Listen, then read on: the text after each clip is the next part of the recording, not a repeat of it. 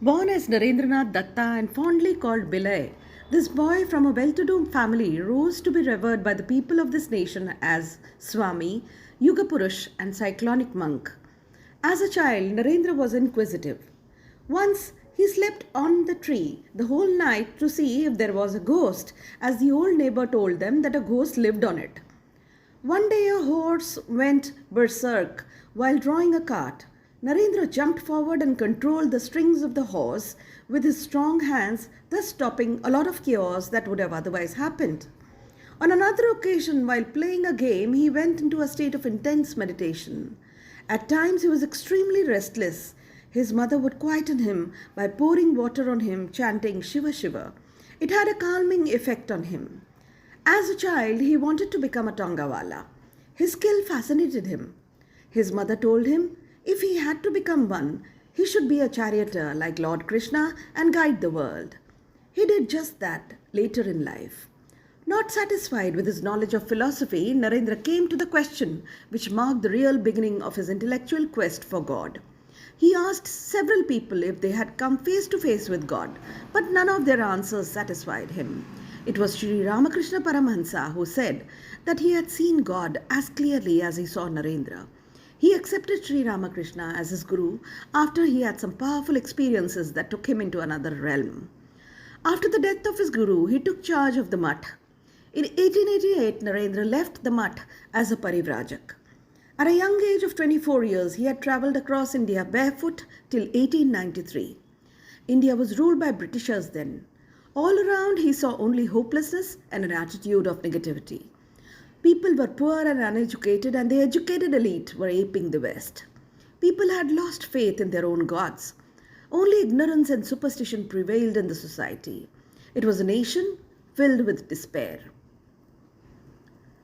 It was at this time that Narendranath got an opportunity to attend the World Parliament of Religions at Chicago. Narendranath left Bombay for Chicago on 31st May 1893 with the name Vivekananda, which means the bliss of discerning wisdom, taken from Sanskrit words Viveka and Ananda. This name was given by Raja Ajit Singh of Khetri. With a tremendous applause that he received to his 3-minute address there, he shook the whole world.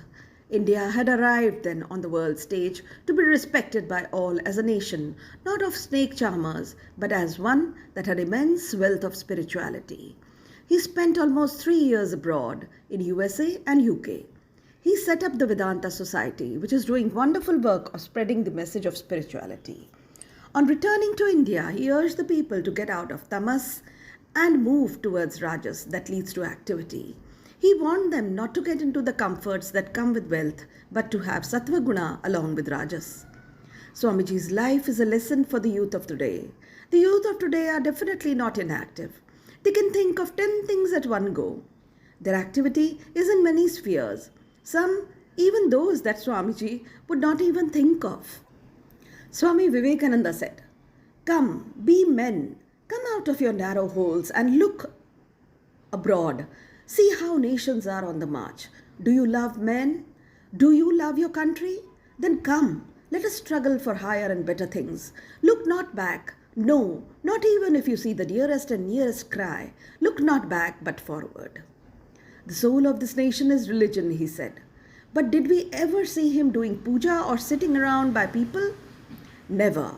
His was a life of a sannyasi, immersed in action. He wanted the people of this nation to be spiritually awakened. This meant experiencing God in oneself and around the world. This meant working for the people around with zest. Being limited to rituals and other forms of worship would not help us in serving the God within men, he would say. Shiva Bhave Jiva Seva was the mantra that his guru had given him. He was himself well versed in the Upanishads, but he said only the study of books would not help.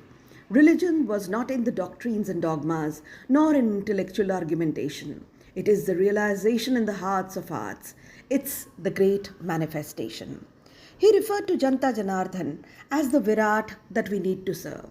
Each soul is potentially divine, and faith in God and faith in oneself is must for launching a national movement.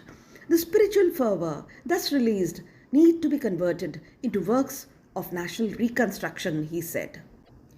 In Ramakrishna Mission stands an organization that is doing tremendous work not only at the national level but also at the international level. The Sharada Mutt, the women wing of the Mutt, followed later, and after that came the Vivekananda Kendra Kanyakumari, a mission that was started by Eknathji Ranade in 1972 that has people from all walks of life involved in its mission of man-making and nation-building. Rishi Vyas has said that in Kali Yuga there is one karma left. Sacrifices and tapasya are of no avail now. Of karma one remains, and that is the karma of giving. And of these gifts, the gift of spiritual knowledge is the highest. The next comes the gift of knowledge. The next is gift of life. And fourth, the gift of food. So, in this land of charity, let us take up the energy of the first charity, that of diffusion of spiritual knowledge. This is the gift of Bharat to the world. Therefore, Swami Vivekananda started RK Mission to train young men as preachers of truth of our scriptures in India and abroad. Men, men, men, these are wanted. Strong, believing young men. 100 such and the world will get revolutionized. Swamiji wanted men to love their country. Feel from the heart, he said. Second, he asked, have you got the will to surmount mountain-high obstructions? And last, have you got steadfastness? One can work miracles if we have all three. Such is the power of thought, of sincerity, and of purity of purpose. These words inspire. What a role model for the youth of this nation we have. Let us pledge to do some service to the nation on this Youth Day.